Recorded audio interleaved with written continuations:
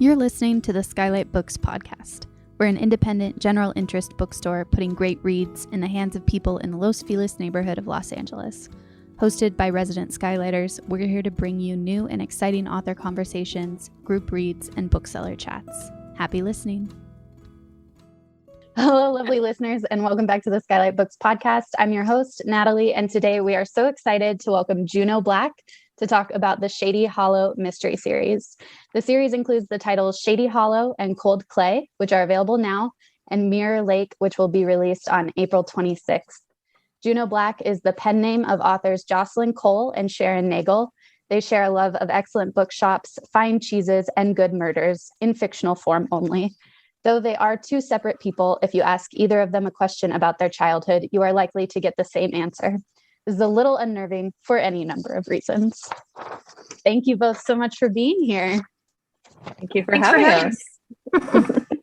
So I'll start by telling our readers that our readers and listeners, that the entire experience of getting both of you on this podcast was just pure joy, because I saw the covers of these books and I thought, I don't know what this is, but I need to read it. And and then second of all, I did my research. I reached out. I said, who is Juneau Black? And then I see that it is not one, but two people. And I was like, okay, now this is just another reason I need to figure out what is going on here. So that was so exciting. And then I also did a little bit more research and found out that these books had previously been published and they are being republished. So there are so many fun things at play here. We'll go ahead and have you read us a little bit to introduce us to the world of Shady Hollow, and then you can tell us all about it. Sounds great. Take it away. Yeah, so I will be reading the prologue to Shady Hollow, which is the first book that opens the series. So this really does set the stage. Up in the far north, away from everything you know and dream about, lies a small village called Shady Hollow. There are many settlements in the woods, far from the cities and the bustling world. Shady Hollow is only one such community, where woodland creatures of all types and temperaments, from the tiny mouse to the mighty moose, live together in a successful and mostly peaceful society. What does such a place look like, you wonder? First of all, a beautiful river winds through the town. Burbling cheerfully in the summer months, the river slows to a statelier pace in autumn. It freezes over in winter, and the residents of Shady Hollow host skating parties and build snow critters all along the banks. Even the creatures prone to hibernation cannot resist the lure of such icy enchantments in this place. And in spring, the river rushes back to life, nearly overflowing its banks after swelling with snowmelt and seasonal rains. The river rushes past the sawmill, past the piers, past the town. But in one spot, it feeds a mill pond, a quiet sort of place where a beast might find solitude, if it takes care not to run into Otto Sumpf, that is. Otto, a cranky toad, lives alone in the swampiest bit of the pond, in a mud hut surrounded by tall grasses and cattails. He patrols the shore as if it were his sworn duty and prides himself on starting arguments on any subject. One of his very favorite topics juts up at the other end of the pond.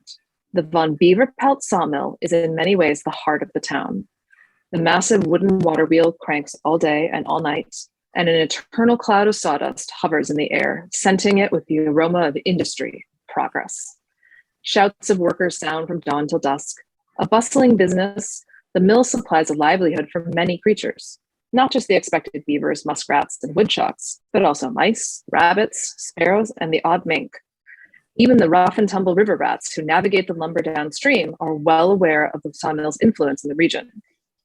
And over it all, quite literally, since his office is in the top of the mill's clock tower, Reginald Von Beaverpelt keeps a keen eye on operations, making sure everything runs, in fact, like clockwork. Shady Hollow thrives with the mill, even if certain toads grouse about the noise and the sawdust. There are other businesses, of course. The hardware store, the grocer, and the florist all flank Main Street's east side. The police station, the town hall, and the bank stand on the west. Turn the corner onto Walnut and you'll find Nevermore Books, a haven for bibliophiles of all stripes and spots. Fiction, mystery, history, poetry, everything has a shelf here. Other little businesses, the dressmaker, the haberdasher, the apothecary, nestle along the side streets oak and pine, and life is busy for the residents. But Shady Hollow is not all work. Whether you first stroll down Main Street past River Drive or amble up Maple, Elm, Chestnut, or Beach, eventually you will find the true social heart of the town at Main and Walnut. Some grand establishment, you think? A church, perhaps. A great hall. A treehouse for the ages. No, and no, and no. It is a coffee shop, built low and unassuming under a grove of mighty sycamore trees. Inside, warm wooden booths have grown shiny with wear, and the rich smells of coffee and sweet fruit pies, the house specialty, permeate the very walls. This is Joe's mug, run by a moose with quite a mug, as the always humble Joe would not hesitate to tell you himself. Though he may not ever win a beauty contest, he's never lacked for attention, and everyone agrees he sure knows his coffee. Most creatures start their days or nights at Joe's, and if there's news to be heard, Joe has heard it. But don't think Shady Hollow lacks a more formal news organization. The august offices of the Shady Hollow Herald lie not 1 block away, just off Elm. You might pick up that morning's issue along with your coffee and peruse the latest headlines of this buzzing boreal hamlet. For instance, today's headline story profiles the spelling bee winner Ashley Chitters, Mouse, 8 years of age, and features a photo of the student proudly wearing a bee-shaped medal on a long ribbon around her neck. She has triumphed for the 3rd year running, spelling CONTUMACIOUS with no hesitation whatsoever, to great applause. Her rival, a stoat who ironically was somewhat contumacious, had tried to put an I in lachrymose to his detriment. Next to the article on the spelling bee queen is a recipe for peach cobbler from the rabbits of Coldplay Orchards. An accompanying illustration makes the mouth water. Such is the news in Shady Hollow. Other things happen, of course. There is love and hate, deceit and betrayal. There is loyalty and disappointment, heroism and villainy, all of a small order. But these things are for the most part private and secret. They take place behind closed doors, or underground in dens, or among the branches that shade the town so well. You do not see them aired in the peaceful world of Shady Hollow, but very soon you will.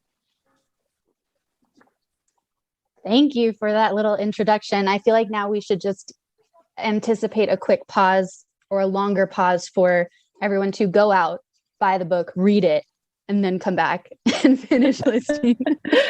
or pie and coffee, could go either way. Or pie and coffee. They're like, wait, that sounds really good. I should find somewhere to grab some of that before I keep going. So like I said, the series was originally published in 2015, and it recently found a new life, which is how I found it. So why don't you tell us a little bit about how you two met and how you decided to come together to create this world, and how you decided to do it as Juneau Black rather than as the two of you together, just co-authors. Sharon, why don't you take this one?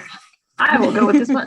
Well, Jocelyn and I met when we were booksellers at Boswell Book Company in Milwaukee, Wisconsin. And one slow Tuesday night, we were working, and our boss wanted us to price some finger puppets. And they were all little woodland creatures, little tiny finger puppets. There were ravens and foxes and bears and nice pandas. Oh, yes, thank you. Okay. And so we also decided to give them all names and occupations while we were doing this. And it was fall, so this sort of morphed into us writing a story during National Novel Writing Month with NaNoWriMo in November. And so that's how Shady Hollow was born. We created this world around these little creatures and wrote it back and forth. We swapped the manuscript during the month of November. And at the end of November, we had a very messy first draft that was Shady Hollow.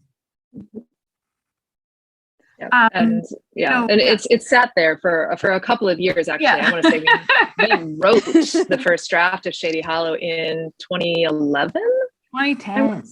2010, oh dear. I had to go back and look. It took a couple of years. But then I went back and I edited it, and I had already started publishing romance, indie publishing romance under a different name. And I felt like I had the process down. So I asked Sharon if she'd be interested in me trying to publish it under our pen name of Juneau Black, which we'll get to in a second. And she was on board with that. So the first book we published, and then people enjoyed it. So we actually then wrote 2 more, and we indie published all 3 of those about 2 years apart. So it was quite a long process from the very beginning to where we ended up. And so what did you think when like people enjoyed it? Did you decide like, okay, well, we got to get back to it? Did it become sort of like a priority, or was it something like maybe we'll revisit it? We enjoyed doing it, or were you like, the people want more, so we have to go back to Shady Hollow? What was that feeling in that sort of process? When you indie published it, did they like come back to you and say like, this is doing well? Like, would you be interested in that? Or was that something you decided amongst yourselves? To be fair, the people were, our relatives and the people with. So they were like, oh, that's cute. Yes. Okay. And Jocelyn was the publisher. So it's not like we sold quite a number of copies at Boswell, mainly because of our boss, Daniel Golden, who would hand sell it to anyone who was standing still, which was great. We always said if we had 100 Daniels all over the country, we could really great. And so, the popularity was gratifying, and it was really nice. It was fun for us to do, which is why I think we decided, why not keep going and see. So that's what we did. But there was no great, call for us to produce more. I mean, the people were not. No, the clamorings of millions of fans was not something we had to deal with at that point. No, it wasn't like a George R.R. Martin thing. Right. But the next 2 books we also wrote during NaNoWriMo time. So it was different years, obviously, but we had a process where there was one Word document, and Sharon would write, I think, on odd days or even days. And then at the end of the day, she'd send the file to me. I'd write the next day. And we just did that back and forth through the whole month until we got to the magical 50,000-ish word mark, which denotes a complete novel according to the NaNoWriMo rules. Okay, so that was my other question, is how, like, the process of creating the story together, at least for the following 2 books. So if, say, Jocelyn, you started and you wrote something, and then Sharon would pick it up, so you would just continue the story from where she left off? Yeah, pretty much. Yeah, we would leave notes like, oh, here, I think they could go here next, or Vera is going to have to find this clue in this location. So kind of aim in that direction. We were kind of doing story beats as we were writing. We did get together probably for the second and third one ahead of time and sort of hammered out a general storyline, because I'm more of a pantser and Jocelyn is a plotter. And once I do realize that it's way easier to have an outline. I just don't want to write one. But we would talk about the story. And so we had a general sense of where we were going when we were handing off the document. Yeah, we're definitely more organized for books 2 and 3. The first one, we did not know who the murderer was when we started writing. So that I was curious about that. Nope, no idea. Yeah. No, well, I think that's a fun, like, there's people talk about, all different like structures or ways to create something, especially a mystery that has to unwind to a certain degree at the end. And so I don't know what happens in Cold Clay or Mirror Lake because I have not read them yet, but I'm assuming, are there more murders? We promise at least 1 murder per book. That is our promise to the reader. They are murder mysteries. Yes. Well, and that was that was the thing too. When I ordered the books and they came in, for the first two, they were shelved under fiction. And I was like, says mystery on the book. So I'm right there on the tin. it's right there. And I'm going to move that into the mystery section. I'm going to move them into the mystery section, put them face out. And so when you went and did a little bit more like breaking down of the story and outlining for books 2 and 3, did you decide ahead of time who the murderer was? Or did you wait to kind of get there or figure things out as you went along? No, I think we knew at that point who the murderer was at the beginning. And then we had more of an outline for those books. So we did know that. It wasn't a total surprise. Although there were still some surprises, I think, as we were writing. And then again, you can, I have cold clay here, but you can help me out. Is Vera still is she still sort of our main character throughout all 3? Yes, there's no escaping.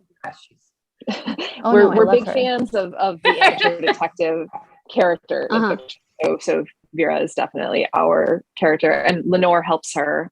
She's her support in a lot of ways. Helps her support Raven, helps her talk through her ideas, and helps Vera think of things in a different way, because Lenore has a very particular attitude toward life. It's somewhat cynical, so she can suggest some things that our protagonist might not have thought of. She also reads a lot, so she has lots. She does read a lot, so that's very. She's well versed, and she can do the research. She can go back to Nevermore and check on some things. Exactly. Yeah, she's always got the book to go to, so she's a good friend to have. And then, did the idea to have your sort of cast of characters at the beginning, which I loved, like introducing us to everyone in Shady Hollow, was that an idea that or like a part of the book that came up from as you were building your sort of story that Tuesday at work with all your characters, sort of a way to introduce them to people? I think so. I have read a lot of old mystery novels, like early half of 20th century, like that sort of style, the post-war novels, and so many of them have a cast of characters in the beginning. And I feel that was a trend that was very popular and has since fallen out, maybe because people, publishers need to be like, let's get the page count down. So let's get rid of all this extraneous stuff. But I like at the beginning of the Agatha Christie novels, so often it was like, here's the characters you're going to meet. And there was like just a line, and very pithy, of course, because it's Agatha. And I always found that so charming. And it just felt very natural to put it in our book as well. And then to that note as well, do we meet new characters throughout the series? Does anyone join us? I guess we may need to have some people join us as we lose people, unfortunately. Precisely.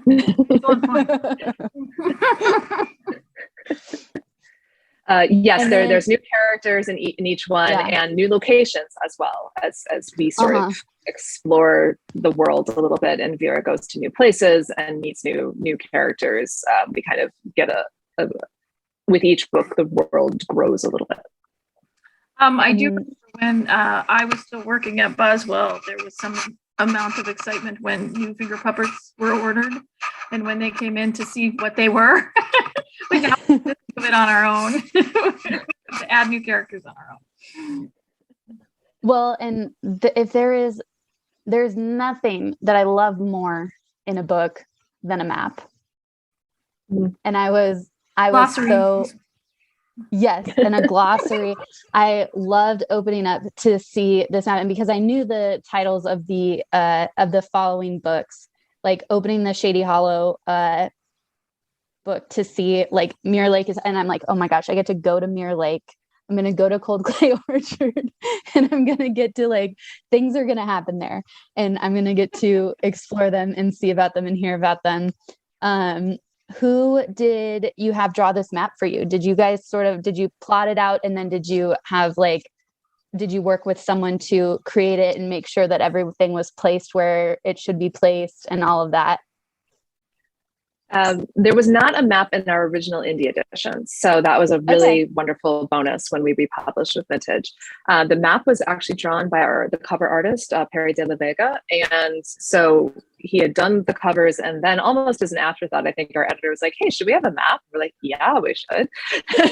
And Jocelyn drew the original one. I drew a very messy map based on our information and some notes we had, and then Perry took it and made it beautiful, and it was really exciting to see it. And then you mentioned that, Jocelyn, you've been publishing romance novels, and we must talk about the romance element in Shady Hollow, because I was waiting for it I was like, okay, there's got to be something in here. It's going to happen. It's got to be Vera. And then it is so subtle. And then it slowly starts happening. And I don't want to spoil anything for anyone that may not have had the joy of reading these yet. So I'm not going to say who it was, but he picked her up and carried her. Go big or go home. And it was so effective. And I was like, yes. So could you tell us a little bit about that? We won't go too spoilery, but how you kind of decided who or how these different creatures would be in relationship with each other, how and sort of what traits each of them would have, because a lot of them are kind of traits that we assign to animals as well. So there was a little bit of that, but also just making Otto the toad a grump, the coffee shop owner being a moose, how you kind of decided if it was all just pure imagination or if there were things that you were like, you know what, that is fact. That is what that animal would do. And deciding that if these animals were doing anything, this is absolutely what their profession would be. Well, a couple of them, it came to us right away. Sharon did have a little white mouse finger puppet on her finger early when we were working that one night, and she just holds it up and says, if this mouse had a name, it would be Howard Chitters. To which I was like, well, yeah, duh, of course. Duh, absolutely. Of course it is.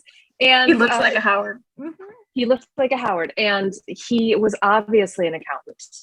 Mice are not known, I think, for their accounting skills, but he was obviously an accountant. It was clear. It was quite clear. Mm-hmm. Yeah. So yeah, I think it was a little bit of just what's fun, what's a visually appealing idea. And some of it was, there's a reason why our foxy reporter is a fox. She likes to follow the scent of the story with her nose. She's very clever. She's quick, so we wanted to play that up. There's a reason why our police bears are big and brawny and tough and, have no trouble keeping the peace for the most part because no one wants to mess with them. And just, some of the other ones were just really fun and just came to us. I think I have been Lefty, who is dear to my heart. I've heard some talk of that we're being stereotypical and playing into stereotypes with Lefty, but I feel like he is such a wonderful character that I don't care. Plus, he supports local theater, which is not something. Does support local. Every raccoon. Well, and I wouldn't say that he's that he's more stereotypical than maybe anyone else.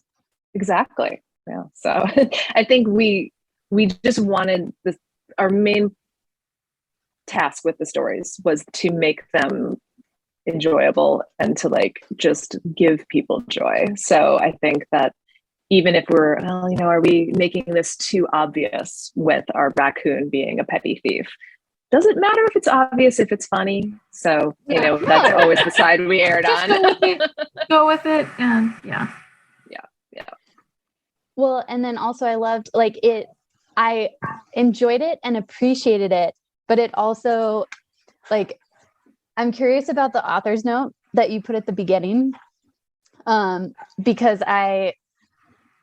for anyone who may need it, I'm glad that it's there, but there was a little part of me that was sad that anyone who picked up this book may put it down by thinking a mouse can't interact with a moose because they're not the same size.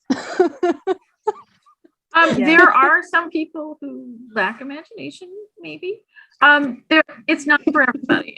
When I was hand selling it and trying to tell people about it, when I worked as a bookseller, some people were like charmed immediately, and other people got that look on their face that was like, no, thank you.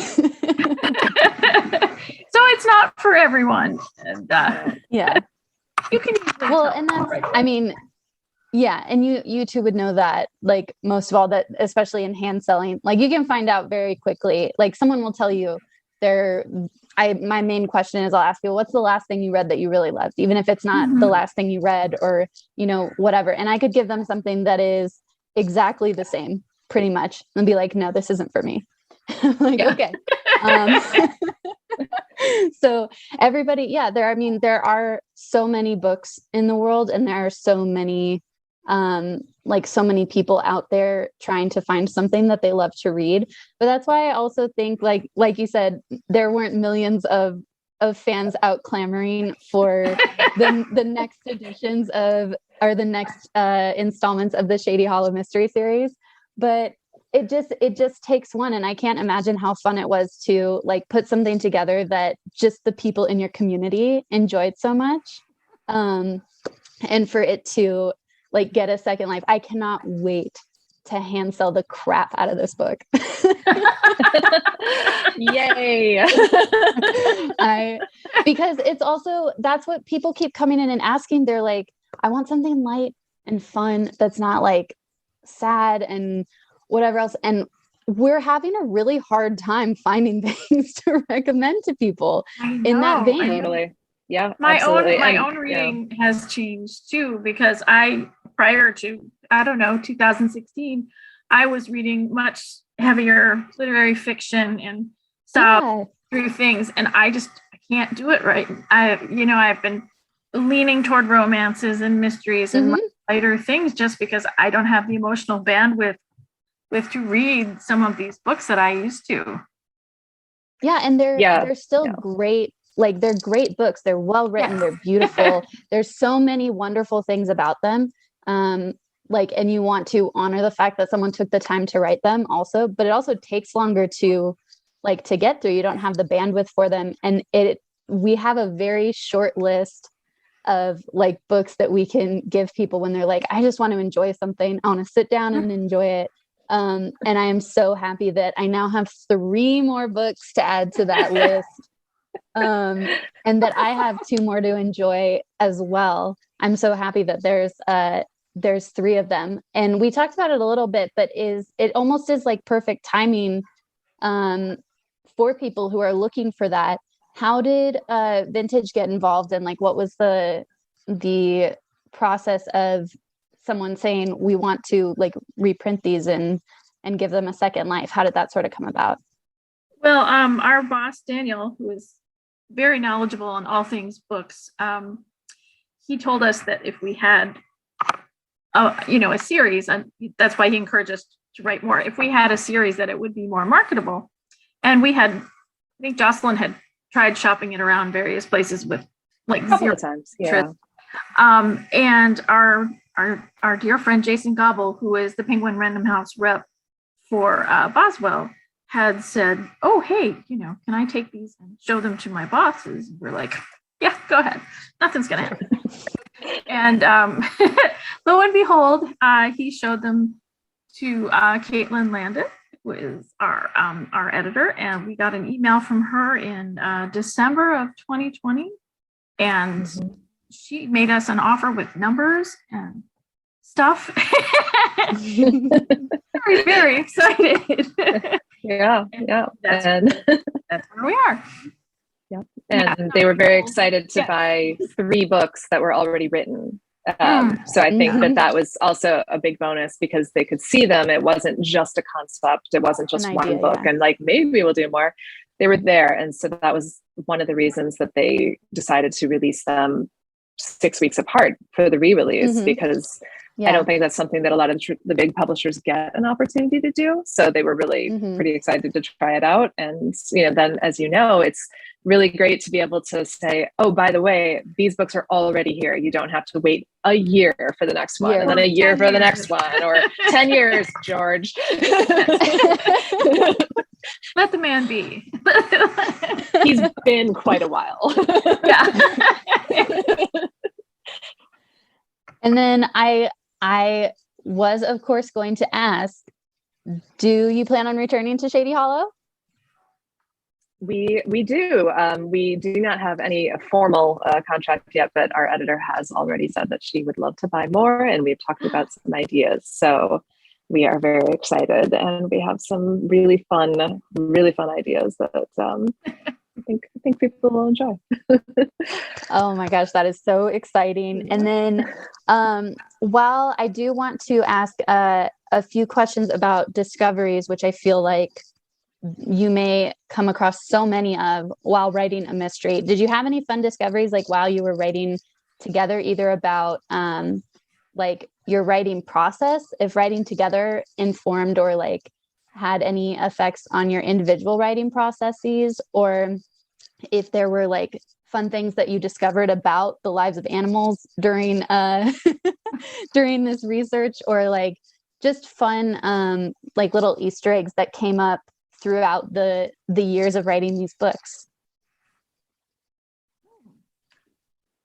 I mean, I think it's a very different process, obviously, writing with someone versus writing alone.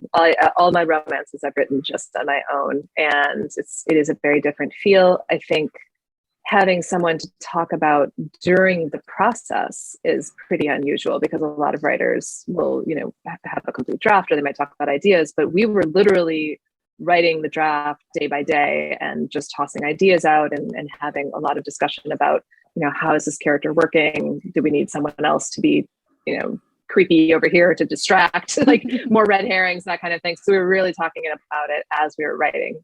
So that was, I think, very helpful. And I think also, like, when I write with Sharon, I feel like I write a little bit lighter than I do on my own. I tend to get, like, there's a real goth tendency, big surprise, and in my own personal writing. So I think it's good for me to have that other voice to sort of keep the tone that we're really going for, which is 10% sinister, just, a little creepiness around the edges, but it's still a very warm-hearted, comforting place where, just there's the occasional murder, but it'll be fine. So like we really wanted to keep that. Yeah. So having two people helps with that. Yeah, I also feel that when we bounce ideas off of each other, we are way cleverer together than we are separately. Things seem to flow a little bit better when we are able to do that. And there's also the added pressure of knowing that someone is waiting for you to finish your word count and send it on to them, because I tend to, and if I know Jocelyn is, waiting for her chance, then, I'll get my stuff done and ship it to her. Yep. And then because you wrote these, like, and you were a part of, like a lot of family and friends read them, you were a part of a community in Milwaukee at your bookstore. Were there any little sort of like Easter eggs or things that you put in there that you hoped people would find? Like, not necessarily people modeled after people you knew, but like little things. Never. Little things here and there, like maybe odes to Boswell or anything like that you put in there for the people that you knew were going to be reading. Well, we did have fun with the bookstore related things. Like, I especially liked writing one of Lenore's author events, because I'm so familiar with doing that, even just like putting out the chairs and making sure that, there are enough copies of the book, and all those things that we have done many, many times that booksellers would recognize. And well, and there was one that was like a knife to the heart for me, which was Lenore going on a tirade about someone leaving a pile of books around and not putting them back. It's ripped from real life. Oh yeah, because I'm currently a librarian, and the same things happen. It's very similar. Yeah. And it was so funny. I was It's that thing where you read a line in a book and you're like, someone like me wrote this. Someone who has been. They get me. And that was such a fun, I'm so excited to see like more of the bookstore things happening at Nevermore, because that was fun. But it's not inside baseball to the point where like people feel like, I don't understand this. Like, this doesn't make, it was just, they're little things. There's so many things like that throughout. Like, anyone who works in an office will understand the office politics of the sawmill, and someone who may be like a journalist may understand BW and their deadlines and all of these things. Like, that's what you get when you build a world, and it doesn't matter who's inhabiting it. Yeah, the characters are animals, but the books are written for humans. So yes, definitely that. Yeah. Absolutely. Actually, our author name is a nod to our roots. So we decided to have one name rather than both our names, because as a bookseller, you know this, it's terrible trying to decide where it's going to get shelved, knowing it's going to get put under the wrong name at some point or end up somewhere else entirely. So we wanted to have a single name that was easy to spell. So we chose Juneau Black. Solomon Juneau is one of the first founders of the city of Milwaukee. He was an explorer and lived there very early on before there was a city. So we took the name Juneau from that. And before we were working at Boswell, we both worked at Harry W. Schwartz bookshops, which was sort of the local bookshop chain in Milwaukee. And Schwartz means black. So we did Juneau Black as a way to sort of honor our bookseller roots and also the city that we were in. That's so, your goal to bring joy to people is at least working for one. I can say that. Like I said, for every part of this experience, like, I'm so excited. Like, I have a whole stack of other books I have to read, and I am so excited to read them. But I am like, yes, I get to go back to Shady Hollow and I get to keep reading and like telling people to read these, and I'm so excited about that. And then I also love to ask people. You mentioned Agatha, of course. Who are some of your other like mystery romance influences, or your favorites that have either been longtime favorites or ones you've discovered recently that you're really excited to see more of their work? Anybody whose work you're really enjoying right now? I just wrote a blog post for my library. I think like 3 people read it. It's on our library website, and I was writing about Irish authors since March for St. Patrick's Day. And Tana French is one of the mystery writers that I really enjoy. And I like the way that she connects the story so that you have a minor character in one book who turns out to be the main character in the next one. And they're sort of linked in that way. With the only exception being the first book, In the Woods, had an ambiguous ending, which, sorry, I hate ambiguous endings. I want everything spelled out for me. I understand that she's going to get around to it. I think at the end of the series, she will make known, what happened, but I have to wait for that, apparently. Sharon cannot wait. Yeah, I'm a big fan of hers. She's a very intricate plotter, and she does really good work. Yeah. Let's see. I've been reading a lot of mystery lately, just also because I think because I write romance, I sometimes can't read it, especially when I'm drafting my current thing. I need to be reading a different genre. So I've been rereading the Ellis Peters Cadfael Chronicles because I adore them so much. And he's a medieval monk solving crimes in medieval England, very far away from my current situation. But I love them, and I love her writing, and I love the way that she always incorporates a romance in the books. So it's always like a couple, of course, and no one believes in them, and they're going to be torn asunder, but she figures out a way to get them together. So I love that.